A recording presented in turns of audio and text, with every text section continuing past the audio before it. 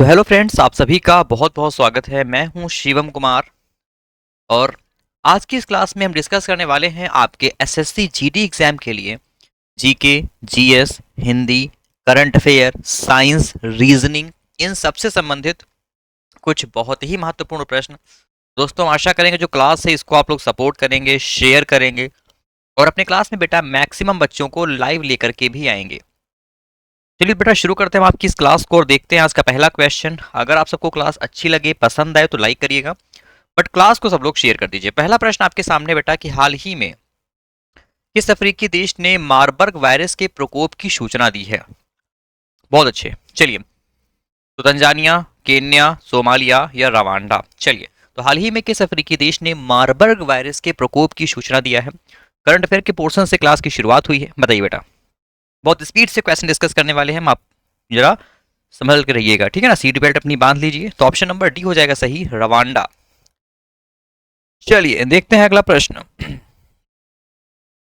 अगला प्रश्न आपके सामने है कि हाल ही में किन दो राज्यों ने हाथियों की तैनाती के लिए एमओयू पर हस्ताक्षर किए हैं ताकि हाथी संकट को नियंत्रित किया जा सके? बहुत अच्छा क्वेश्चन है। ऐसे क्वेश्चन आपको कहीं नहीं मिलने वाले, मैं लिख के दे सकता हूं मेरे बच्चों, ऐसे प्रश्न आपको कहीं नहीं मिलने वाले। बताइए, ऑप्शन है बिहार और झारखंड, आंध्र प्रदेश और कर्नाटक, उत्तर प्रदेश और मध्य प्रदेश या गुजरात और राजस्थान।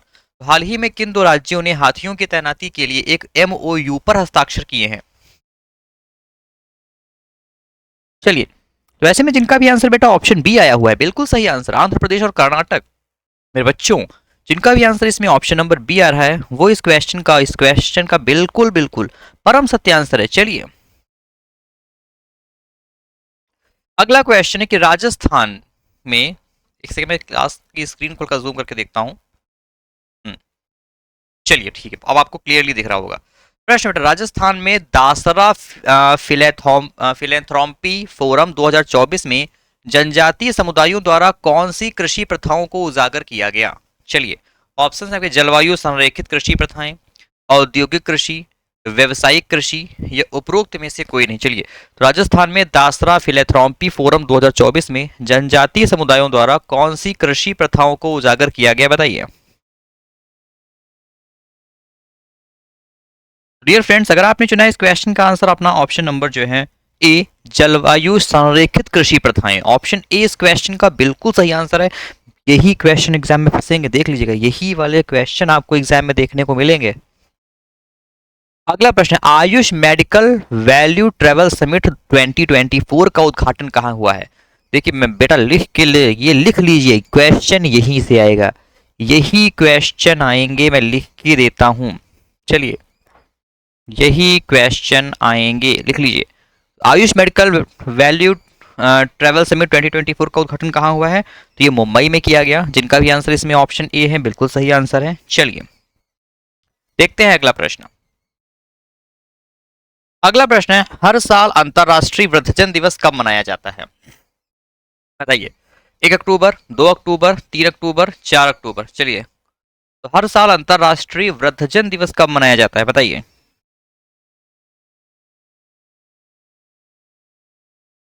बहुत अच्छे बेटा, अंतरराष्ट्रीय वृद्धजन दिवस प्रत्येक वर्ष 1 अक्टूबर को मनाते हैं, ठीक है ना। प्रत्येक वर्ष 1 अक्टूबर को अंतरराष्ट्रीय वृद्धजन दिवस मनाया जाता है। तो ऐसे में जिनका भी आंसर इसमें ऑप्शन नंबर ए आया हुआ है वो इस प्रश्न का बिल्कुल सही आंसर बनना है हमारा। चलिए देखते हैं इस क्लास का फटाफट से अगला प्रश्न। अगला प्रश्न है, हाल ही में भारत की पहली सुपर कैपेसिटर विनिर्माण सुविधा का उद्घाटन कहाँ किया गया है? चलिए, तो हाल ही में भारत की पहली सुपर कैपेसिटर विनिर्माण सुविधा का उद्घाटन कहाँ किया गया? ऑप्शन है कुन्नूर केरल, इंदौर मध्य प्रदेश, चेन्नई तमिलनाडु या नासिक महाराष्ट्र? बताइए। अगर इस क्वेश्चन का आंसर ऑप्शन ए चुना है आपने, कुन्नूर केरल, तो ऑप्शन ए, तो भारत की पहली सुपर कैपेसिटर विनिर्माण सुविधा का उद्घाटन केरल के कुन्नूर में हुआ। Option A is the right answer of this question. Clear?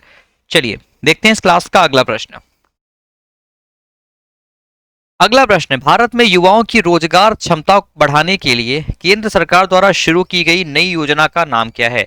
तो PM internship scheme, youth empowerment initiative, digital inter ship scheme या स्किल इंडिया स्कीम। तो भारत में युवाओं की रोजगार क्षमता बढ़ाने के लिए केंद्र सरकार द्वारा शुरू की गई नई योजना का नाम क्या है?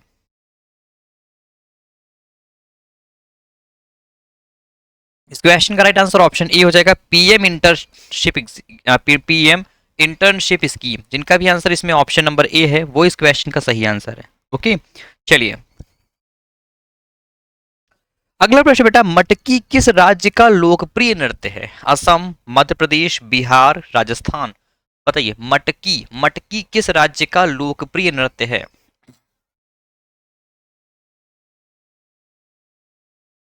चलिए बहुत अच्छे। तो जिनका भी आंसर इसमें ऑप्शन सेकंड आया है बेटा, मध्य प्रदेश यानी कि एमपी, इसको बाघ राज्य भी कहा जाता है। सबसे अधिक जनसंख्या जनजातियों का जो है राज्य यही है, ठीक है ना। तो मध्य प्रदेश का प्रमुख लोकप्रिय नृत्य है कौन सा? मटकी। तो ऑप्शन नंबर सेकंड हमारा इस प्रश्न का बिल्कुल सही आंसर है मेरे बच्चों। चलिए देखते हैं इस क्लास का अगला प्रश्न।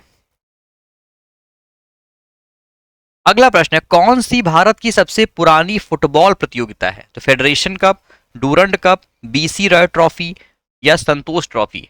चलिए, तो फुटबॉल की सबसे पुरानी फुट प्रतियोगिता कौन सी? बहुत अच्छे क्वेश्चन डिस्कस कर रहे हैं और ये आपके जेन्युइन बिल्कुल रियल क्वेश्चन हैं। ये जीके जीएस के जो क्वेश्चन डिस्कस कर रहे हैं बिल्कुल जेन्युइन असली आए हुए प्रश्न हैं, एसएससी द्वारा पूछे गए क्वेश्चन हैं जीडी के एग्जाम में। तो ये हमारा डूरंड कप जो है ये फुटबॉल की सबसे पुरानी प्रतियोगिता है। तो अगर आपने अपना आंसर ऑप्शन सेकंड चुना है बिल्कुल सही आंसर है, ठीक है ना।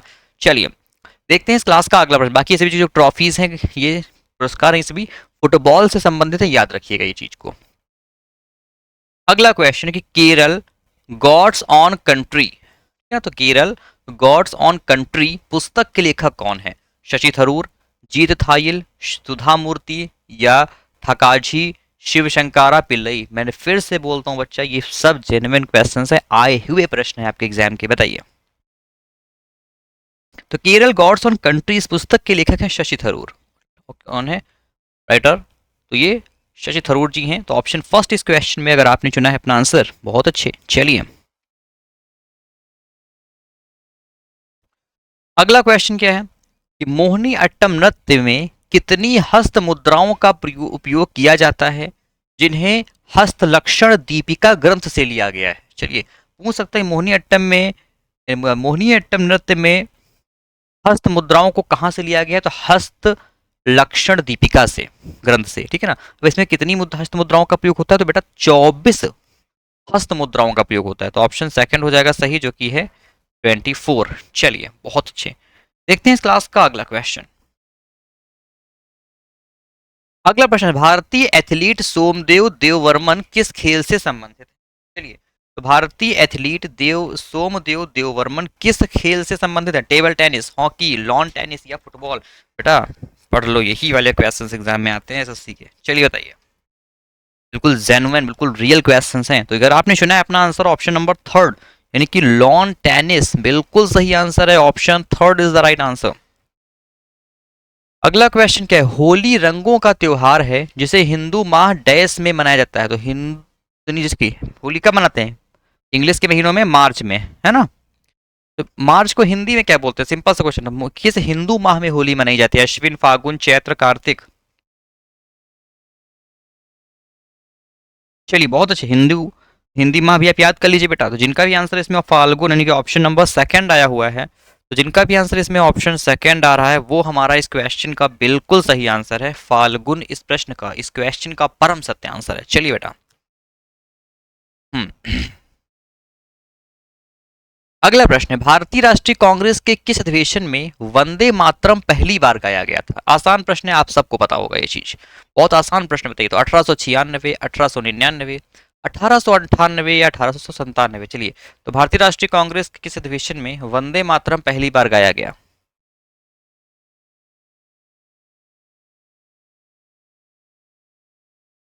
इस क्वेश्चन का राइट आंसर ऑप्शन फर्स्ट हो जाएगा 1896। तो गाया गया 1896। जिनका भी आंसर इसमें ऑप्शन नंबर फर्स्ट आ रहा है वो हमारा इस क्वेश्चन का बिल्कुल सही आंसर है, ठीक है ना। चलिए हम देखते हैं अगला प्रश्न।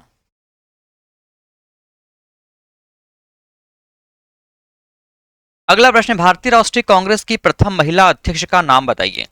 तो नेली सेनगुप्त, इंदिरा गांधी, सरोजनी नायडू या एनी बेसेंट? चलिए, तो भारतीय राष्ट्रीय कांग्रेस की प्रथम महिला अध्यक्ष का नाम क्या है?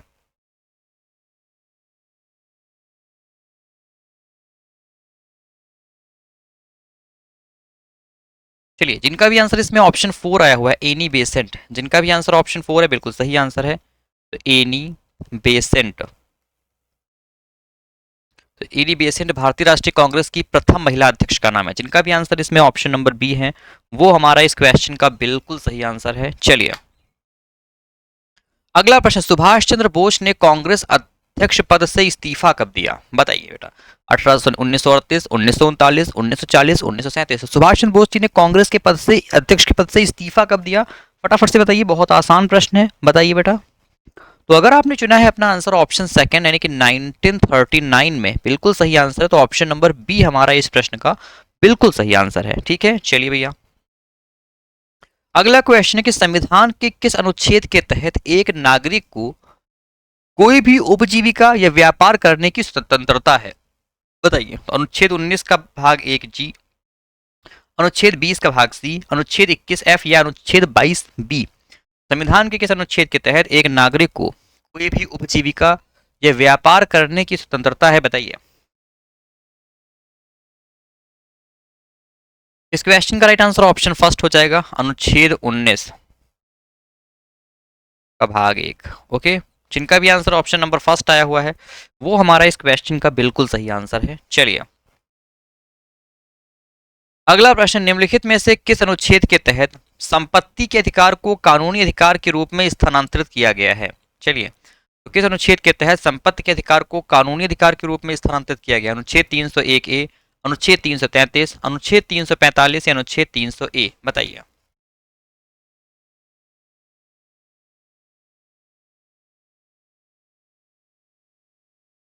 इस क्वेश्चन का राइट आंसर हो जाएगा ऑप्शन नंबर फर्स्ट, अनुच्छेद 301 ए। इसके तहत संपत्ति के अधिकार को कानूनी अधिकार के रूप में स्थानांतरित किया गया। जिनका भी आंसर ऑप्शन फर्स्ट आया हुआ है, वेरी वेरी गुड। चलिए हम देखेंगे अगला प्रश्न। अब अगला प्रश्न था, सूर्य पृथ्वी से लगभग कितना दूर है? चलिए, तो सूर्य जो है पृथ्वी से लगभग कितना दूर है बताइए। ऑप्शंस क्या हैं आपके?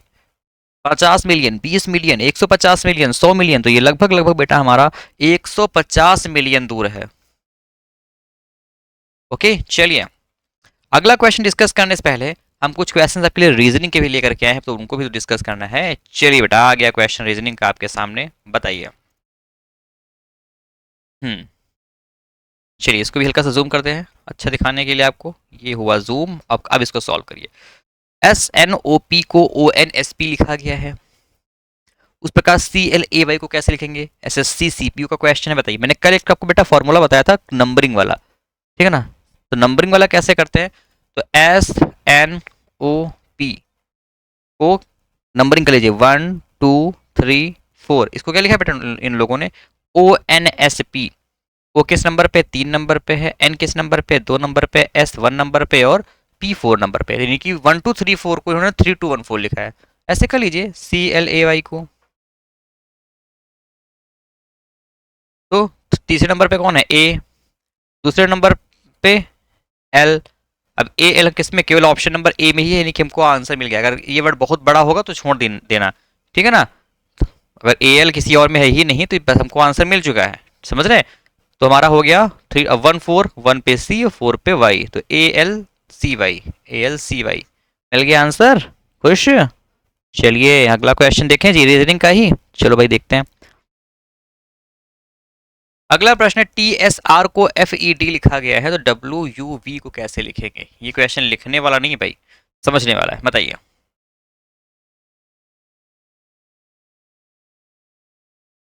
चलिए बताइए। ठीक है, ये समझने वाला क्वेश्चन समझिए बेटा। इसमें क्या किया गया? टी से TSR FED टी से -1 किया S, -1 किया R। यानी कि इसको अब देखिए, जहां माइनस का सिस्टम पड़ जाए तो पढ़ने में थोड़ा दिक्कत होता है ना दिक्कत। माइनस एक एक -1 तो कर लेंगे, लेकिन अगर -5, -8, -10 करना पड़े तो बहुत दिक्कत होती है। माइनस करना ही नहीं, प्लस कर दीजिए। इधर से माइनस करने में दिक्कत हो रही है, इधर से प्लस कर दीजिए। तो RSTDEFUVW चल रहा है ना? तो वही हमको मतलब कि उल्टा वाला क्रम पकड़ना है। तो BA गलत हो गया, समझ रहे? BAC ये गलत हो गया। फिर हमारा क्या बनना है? KLM, हाँ ये हमको मिल रहा है। MLK, ऑप्शन नंबर बी हमारा सही हो जाएगा। ठीक है, ऑप्शन बी।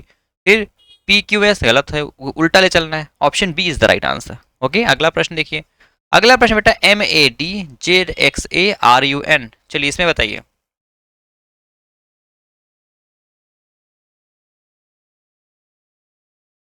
चलिए देखिए बेटा, अगर हम M से J तक जाएंगे तो हमको करना पड़ रहा है -3।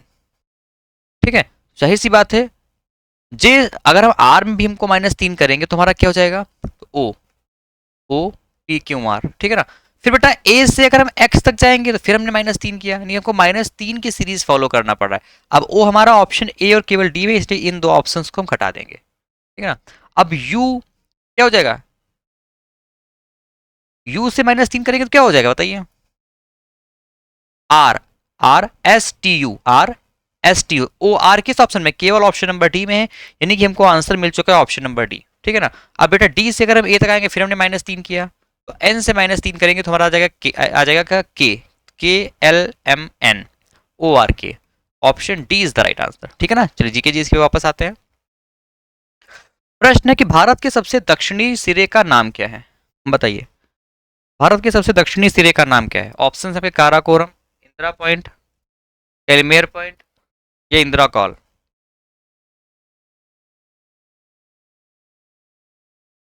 इस क्वेश्चन का राइट आंसर हो जाएगा ऑप्शन सेकंड, इंदिरा पॉइंट।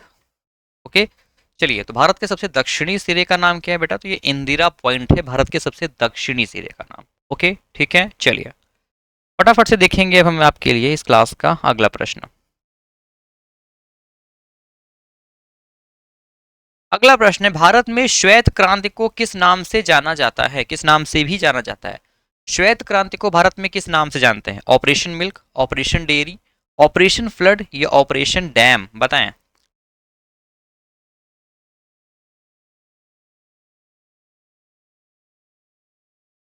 चलिए, इस क्वेश्चन का राइट आंसर हो जाएगा ऑप्शन नंबर हमारा थर्ड, यानी कि ऑपरेशन फ्लड। ओके, भारत में श्वेत क्रांति को ऑपरेशन फ्लड के नाम से जानते हैं। जिनका भी आंसर इसमें ऑप्शन नंबर थर्ड आ रहा है, वो हमारा इस क्वेश्चन का बिल्कुल सही आंसर है। ओके, चलिए देखते हैं इस क्लास का अब अगला प्रश्न। अगला क्वेश्चन कि सतलज नदी घाटी में जल विद्युत उत्पादन और सिंचाई के लिए कौन सी परियोजना बनाई गई है? बहुत अच्छा क्वेश्चन है, देखते हैं कौन करेगा इसका आंसर। मैं क्वेश्चन रिपीट करता हूँ कि सतलज नदी घाटी में जल विद्युत उत्पादन और सिंचाई के लिए कौन सी परियोजना बनाई गई है? इस क्वेश्चन का राइट आंसर हो जाएगा option number third, Bhakra Nangal परियोजना। कौन सी परियोजना है बेटा? ये है भाखड़ा नांगल परियोजना। जिनका भी आंसर ऑप्शन थर्ड है, वेरी गुड। चलिए अगला प्रश्न देखते हैं फटाफट से। अब कुछ क्वेश्चन बेटा हिंदी के आपके सामने शुरू हो चुके हैं। चलिए, प्रश्न है, निम्नलिखित में से कौन सा संज्ञा से बना विशेषण नहीं है? नहीं पूछ रहा, ये जरा ध्यान रखिएगा। श्रद्धालु, स्वर्णिम, अच्छाई, या सामाजिक, बताइए। तो इनमें से कौन संज्ञा से बना हुआ विशेषण नहीं है, बताएं। इस क्वेश्चन का राइट आंसर ऑप्शन थर्ड हो जाएगा हमारा, अच्छाई। क्लियर। जिनका भी आंसर इसमें ऑप्शन नंबर थर्ड हमारा आया हुआ है, अच्छाई, ये बिल्कुल सही आंसर है। यह हमारा संज्ञा से बना हुआ विशेषण नहीं है। चलिए अगला क्वेश्चन है कि द्विज शब्द के लिए उपयुक्त वाक्य खंड चुनिए। बेटा द्विज शब्द का अर्थ क्या होता है? द्विज शब्द का अर्थ क्या होता है? बहुत बोलने वाला, दो बार जन्म लेने वाला, बहुत जानने वाला, या पहले से जन्म लेने या पहले जन्म लेने वाला, बताइए। द्विज शब्द का अर्थ क्या होता है?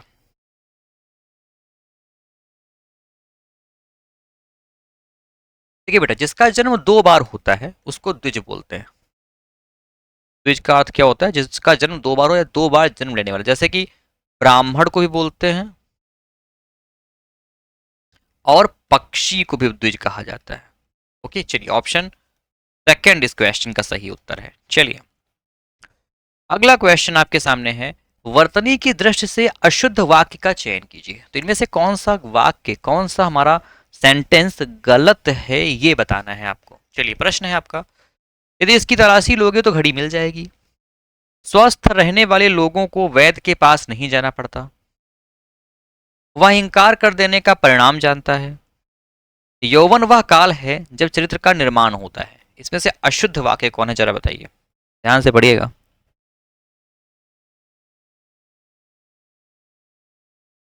ऑप्शन 4, यौवन वह काल है जब चरित्र का निर्माण होता है।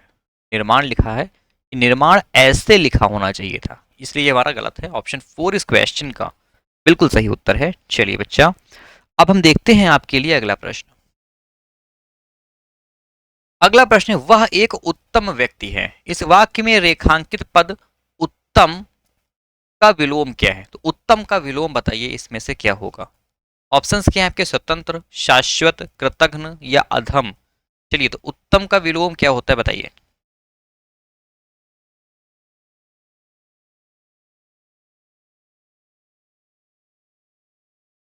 चलिए, अगर हम बात करेंगे इस क्वेश्चन के आंसर की, तो उत्तम का विलोम क्या होता है बताइए। उत्तम का अच्छा मतलब अर्थ होता है अच्छा, और उत्तम का विलोम होता है अधम। ऑप्शन 4 इस क्वेश्चन का बिल्कुल सही आंसर। ठीक है ना। स्वतंत्र का क्या होता है? पराधीन। शाश्वत का क्षणभंगुर कह सकते हैं। कृतघ्न का कृतज्ञ होता है। अधम का उत्तम। ऑप्शन 4 इस क्वेश्चन का हमारा बिल्कुल बेटा सही आंसर हो रहा है। ठीक है ना। चलिए, अगला क्वेश्चन है कि नाको चने चबवाना मुहावरे का सही अर्थ है। ध्यान से पढ़िएगा। इसे पूछा गया कि नाको चने चबवाना, चबाना नहीं पूछा गया है, चबवाना पूछा गया। इसका अर्थ क्या है? अपनी बातों से परेशान करना, बहस करना, बातूनी होना या बहुत तंग करना। नाको चने चबाना बहुत परेशान होना, नाको चने चबवाना अर्थात बहुत तंग करना या हरा देना, इसको ऐसे भी कह सकते हैं। तो जिनका भी आंसर इसमें ऑप्शन 4 आया हुआ है वो सही आंसर है। ठीक है बेटा। चलिए, देखते हैं अगला प्रश्न। देखिए, हर प्रकार के क्वेश्चन डिस्कस करें। हिंदी भी डिस्कस हुआ है, जीके भी डिस्कस किया हम लोगों ने, करंट अफेयर भी डिस्कस किया, रीजनिंग भी डिस्कस किया, और आगे भी डिस्कस करते रहेंगे सभी चीजें। अगला प्रश्न बेटा, विकल्पों में शशि के पर्यायवाची शब्द का चयन कर दिए गए वाक्य में रिक्त स्थान की पूर्ति कीजिए। तो पूर्णिमा की रात में डैश को देखकर हमें बहुत खुशी हुई। अब शशि का किसका पर्यायवाची होता है बेटा? शशि हमारा चांद का पर्यायवाची होता है सबसे ज्यादा, लेकिन इसमें चांद कहीं दिया ही नहीं दिया है। अब आपको मजा आएगा। चलिए, अब इनमें से शशि का पर्यायवाची देखिए, चांद का पर्यायवाची क्या होगा बताइए बताइए। शशि, देखिए बहुत अच्छा क्वेश्चन है। अगर आपको शशि का पर्यायवाची भी नहीं पता तब तो अब तब भी इसका आंसर आप नहीं कर सकते हैं। तो ये हमारा हिमांशु हो जाता है बेटा, यानी कि हिमांशु। ठीक है ना। तो शशि, पूर्णिमा की रात में हिमांशु को देखकर हमें बड़ी खुशी हुई। ठीक है ना। पावक हमारा का पर्यायवाची होता है, आग का होता है बेटा, आग का पर्यायवाची। कृष्णा हमारा काला, ठीक है ना, श्याम जिसको बोलते हैं उसका पर्यायवाची होता है। चलिए, option second is third is the right answer. अगला क्वेश्चन क्या कहता है कि निम्न विकल्पों में कौन सा शब्द दिए गए विकल्पों में रेखांकित शब्द का पर्यायवाची नहीं है? चलिए बताइए। तो मेरे घर के सामने जो बाग है वह फूलों और लता से भरी है। अब लता का पर्यायवाची इनमें से कौन सा नहीं है बताइए। वल्लरी, वेली, बेल, तरंग। लता का पर्याय इनमें से कौन सा नहीं होगा बताइए।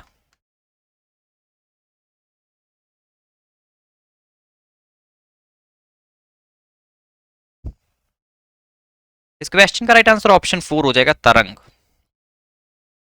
इनका भी आंसर ऑप्शन 4 आया हुआ है, वो इस क्वेश्चन का बिल्कुल सही आंसर है। चलिए, तरंग। हम देखते हैं इस क्लास का अगला प्रश्न।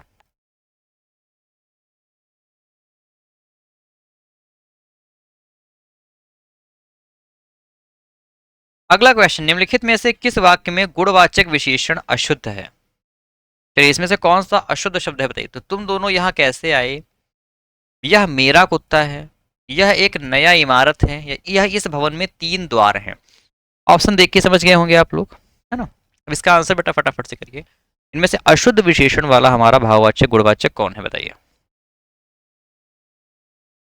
तो यह एक नई इमारत है होना चाहिए था यहाँ पे, यह एक नई इमारत है। जिनका भी आंसर इसमें ऑप्शन नंबर 3 आया हुआ है, वेरी गुड। चलिए, देखते हैं इस क्लास का अगला प्रश्न। Option 3 is the right answer of this question. चलिए, अगला प्रश्न है, वह स्थान जहां से यमुना निकलती है। वाक्यांश के लिए उचित शब्द होगा। तो वह स्थान जहां से यमुना निकलती है, इसके लिए एक शब्द क्या होगा? अस्ताचल, यमुनोत्री, गंगोत्री या उदयांचल? तो वह स्थान जहां से यमुना नदी निकलती है उसको क्या बोलते हैं, बताइए बेटा।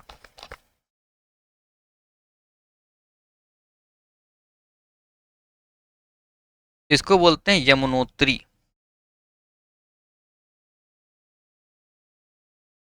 ओके, वह स्थान जहां से यमुना नदी निकलती है इसको यमुनोत्री कहते हैं। जिनका भी आंसर इसमें ऑप्शन सेकंड आया हुआ है वो हमारा इस क्वेश्चन का बिल्कुल सही आंसर है। चलिए, तो वह स्थान जहां से यमुना नदी निकलती है इसको यमुनोत्री बोलते हैं, जहां से गंगा नदी निकलती है उसको गंगोत्री बोलते हैं। ओके, चलिए भैया अगला प्रश्न देखेंगे अब हम लोग। अगला प्रश्न है, निम्नलिखित वाक्य में रेखांकित खंड के स्थान पर प्रयुक्त होने वाले सबसे उपयुक्त विकल्प का चयन कीजिए। तो सोहन क्योंकि मोहन जाते हैं, यहाँ पे कौन सा गलत चीज है बताइए। इसकी ये पे क्योंकि की जगह पे क्या आएगा, परंतु और साथ या तथापि।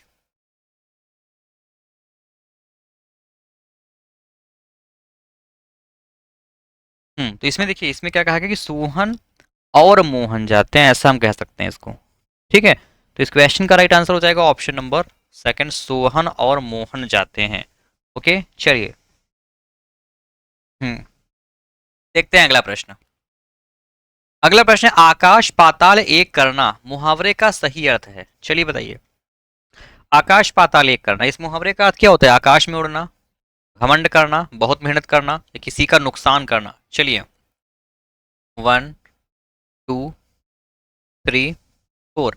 आकाश पाताल एक करना, बहुत मेहनत करना, ऑप्शन थर्ड इस क्वेश्चन का बिल्कुल सही आंसर है।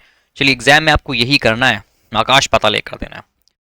चलिए, बस हिंदी के क्वेश्चन खत्म ही हैं। अगला प्रश्न है, जो मुकदमा दायर करता है वाक्यांश के लिए सही शब्द क्या है? बहुत अच्छा क्वेश्चन है, देखते हैं कौन करेगा। इंपॉर्टेंट क्वेश्चन, जो मुकदमा दायर करता है उसको क्या बोलते हैं? चलिए, अच्छा है क्वेश्चन, इसको हम होमवर्क दे देते हैं आपको, एज अ होमवर्क इसको रख लीजिए। बाद में इसको अपने होमवर्क में आपको लास्ट में भी कमेंट बॉक्स में बताइएगा बेटा, इसका होमवर्क रख लीजिए अपने पास में। चलिए, अगला प्रश्न है, भी है ठीक है, कि निम्न वाक्य में रेखांकित शब्द के विलोम से दिए गए वाक्य का रिक्त स्थान भरें। पुरानी इमारत में भयानक आग लगी है, बुझाने के लिए डैश की आवश्यकता है। बुझाने के लिए किसकी आवश्यकता पड़ेगी भाई? पानी की आवश्यकता पड़ेगी। चलिए, लेकिन इसमें विलोम क्या दिया गया था? आग। आग का विलोम पानी कह सकते हैं। चलिए, अगला प्रश्न है, ठीक है हटा दीजिए। अब अगला बताइए, सिलिकॉन डाइऑक्साइड का सामान्य नाम क्या है? पढ़ लेते हैं, एक लास्ट क्वेश्चन बचा था, हिंदी का ही है, परेशान नहीं होंगे आप लोग। मैं आपके चक्कर में सोचता हूँ कि आप लोग ना डिस्टर्ब हो जाए कि सर इतनी देर से हिंदी चल रहा है, ठीक है ना, इसीलिए मैंने बोला। प्रश्न है, हमारे देश से आयात निर्यात काफी होती है, इस वाक्य को शुद्ध करके लिखिए। तो सिंपल से बेटा, हमारे देश से आयात निर्यात काफी होता है होना चाहिए, ना कि होती है, होता है। इसमें ऑप्शन नंबर बी सब में दिया गया है।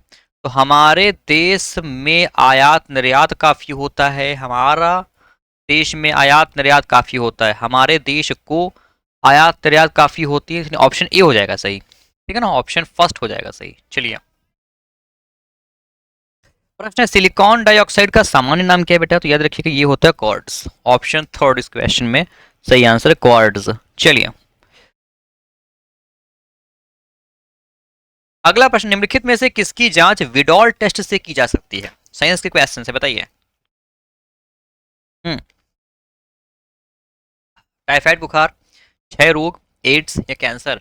विडॉल टेस्ट किसके परीक्षण के लिए यूज होता है? तो टाइफाइड बुखार के लिए बेटा, ऑप्शन फर्स्ट इस क्वेश्चन का बिल्कुल सही आंसर, टाइफाइड बुखार। चलिए, अगला प्रश्न, विश्व मौसम विज्ञान संगठन की प्रथम महासचिव कौन बनी है? विश्व मौसम विज्ञान WMO की प्रथम महासचिव कौन बनी है? ये हैं सेलेस्ट साउलो, ऑप्शन थर्ड।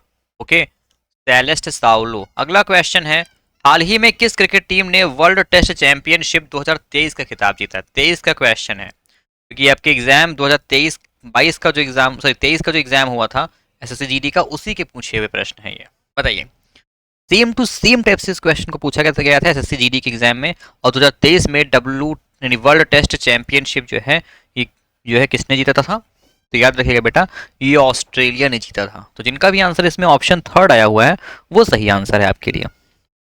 अब आगे बढ़ते हैं। अगला प्रश्न, शंघाई सहयोग संगठन की SCO का नवा स्थायी सदस्य देश कौन सा बना है? Bangladesh, Iran, Myanmar, Qatar?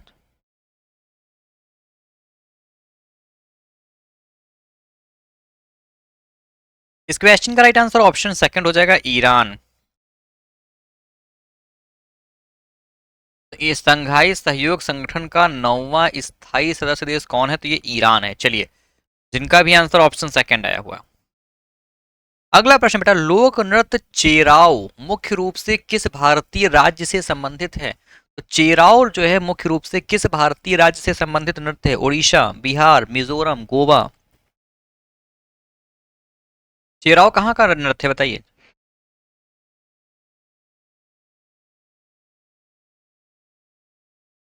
Option third, Mizoram. Okay, इनका भी आंसर इसमें ऑप्शन थर्ड आया हुआ है, सही आंसर है। चलिए, अगला प्रश्न, खेलो इंडिया यूथ गेम्स 2020 संस्करण का मेजबान और विजेता कौन है? खेलो इंडिया यूथ गेम 2020 का संस्करण का जो मेजबान यानी होस्टिंग और विनर कौन सा है, कौन कौन है? तो होस्टिंग किया था असम ने, जीता था महाराष्ट्र ने, यानी क्रमशः महाराष्ट्र और असम। ऑप्शन सेकंड इस क्वेश्चन का हमारा बिल्कुल सही उत्तर है। ओके, चलिए, अगला प्रश्न है, जानकी प्रसाद का संबंध कथक के किस घराने से? ऐसे क्वेश्चन एग्जाम में आते हैं। जानकी प्रसाद जी का संबंध कथक के किस घराने से है? बनारस घराना, लखनऊ घराना, रायगढ़ घराना या जयपुर घराना? बताइए।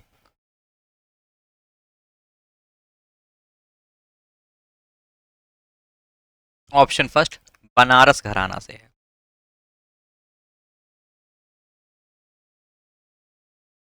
इससे बताइए, ये बनारस घराने से संबंधित है। जिनका भी आंसर ऑप्शन फर्स्ट है वो सही आंसर है आपका। चलिए, अगला प्रश्न, फुटबॉल मैच में टच लाइन की अधिकतम लंबाई कितनी होती है? बताइए, स्पोर्ट्स से संबंधित क्वेश्चन है। क्वेश्चन है, 90 मीटर, 120 मीटर, 100 मीटर या 110 मीटर? फुटबॉल मैच में टच लाइन की अधिकतम लंबाई कितनी होती है बताइए?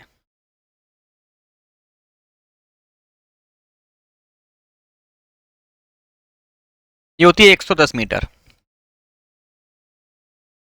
ओके, चलिए, 110 मीटर होती है फुटबॉल मैच में। टच लाइन की अधिकतम लंबाई 110 मीटर होती है। चलिए, अगला क्वेश्चन है कि जनगणना 2011 के अनुसार भारत की महिला साक्षरता दर कितनी है? इतना इंपॉर्टेंट क्वेश्चन वैसे ये है नहीं, 65.46% थी, याद रखिएगा। हाँ, ये अच्छा क्वेश्चन है। चलिए, प्रश्न है आपका क्या, निम्नलिखित में से किस शास्त्रीय नृत्य शैली को मूल रूप से सादिर अट्टम के नाम से जाना जाता था? कुचिपुड़ी, मणिपुरी, क्षत्रिया, भरतनाट्यम। तो किस शास्त्रीय नृत्य शैली को मूल रूप से सादिर अट्टम के नाम से जानते थे बताइए? इस क्वेश्चन का राइट आंसर, अगर आपने ऑप्शन फोर चुना हुआ है यानी कि भरतनाट्यम, सही आंसर है आपके लिए, भरतनाट्यम। चलिए, अगला प्रश्न, किस अधिवेशन में कांग्रेस का द्वितीय विभाजन हुआ? दिल्ली अधिवेशन 1918, अमृतसर अधिवेशन 1919, नागपुर अधिवेशन 1920, दिल्ली अधिवेशन 1924?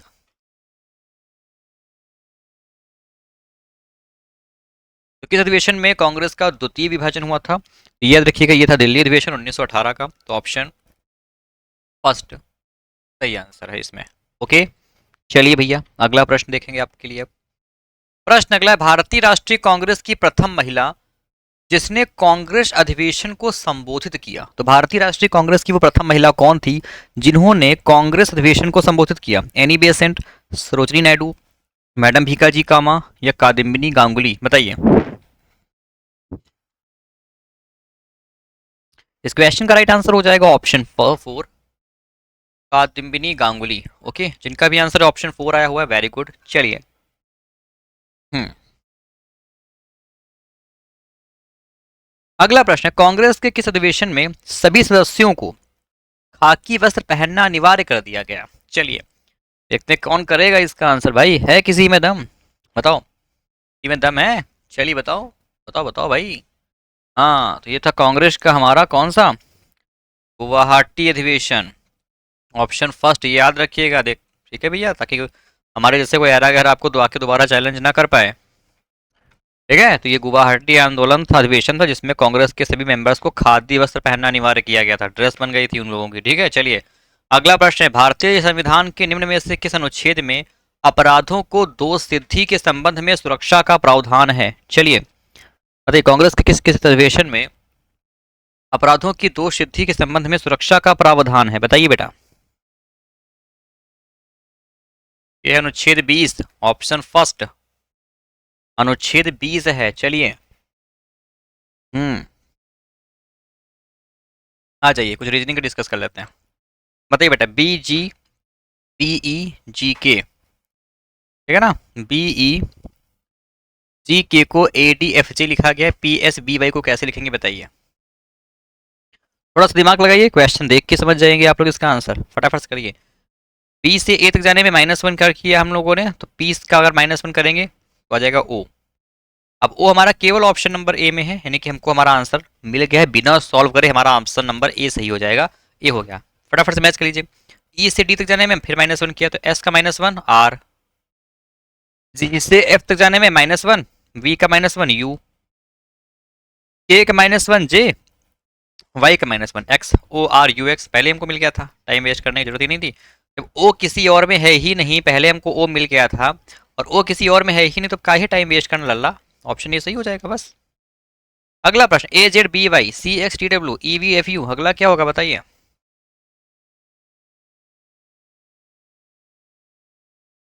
पहली बात तो इसको उल्टा लिखा गया है, ए का जेड बी का वाई उल्टा, ठीक है ना। बाकी ऐसे कर लीजिए, ए में +2 किया सी, सी में +2 किया ई, ई में +2 किया जी, किस किस में, सी और डी में है, इन दो को हटा दीजिए, हाँ ए में भी है, इसको हटा दीजिए।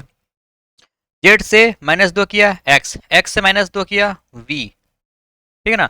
अब इसमें -2 करेंगे तो T U T, G T किस में, ऑप्शन सी में, बस मिल गया आंसर। पी में +2 किया, ठीक है ना, C D E F G H, मिल गया ना आंसर। वाई में माइनस किया, मैंने +2 -2 किसी चल रही है, इसमें माइनस करेंगे तो एस हो जाएगा, GTHS, option C is the right answer. Simple सा क्वेश्चन है यार, टेंशन नहीं लेने का, okay, option C is the right answer. अगला देखिए, PRTQSO VXZ, अगला क्या करेंगे बताइए।